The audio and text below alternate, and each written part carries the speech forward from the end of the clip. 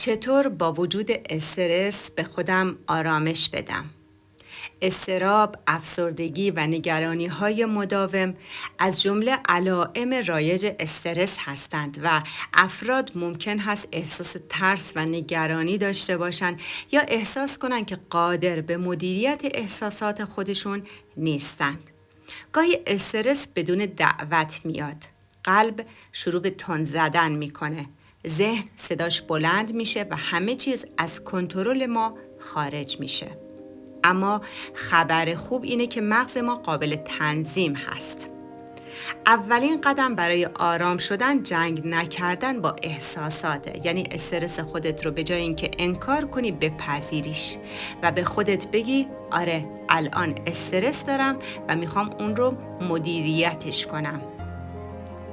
از اون کوه افکارت بیا پایین، چون ذهن ما شروع میکنه به سناریو سازی.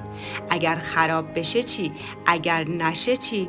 پس بیا واقعیت رو از خیالات جدا کن و از خودت بپرس الان توی این لحظه چه اتفاقی داره میفته. نفس بکش، نه فقط باریه بلکه با آگاهی. 4 ثانیه دم، 4 ثانیه حبس و 6 ثانیه بازدم و این کار رو تکرار کن حتی اگه فکر میکنی جواب نمیده، چون یه چرخه ساده هست که مغز ما رو از حالت بقا وارد حالت تعادل میکنه. لمس کن، حس کن و برگرد به لحظه حال.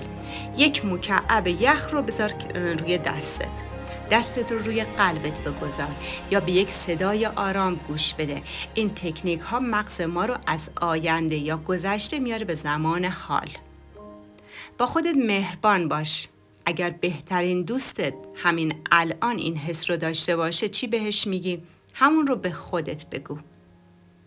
آرامش یه مقصد نیست، یک مهارته، یک انتخاب وسط طوفان و تو هر لحظه میتونی دوباره انتخابش کنی.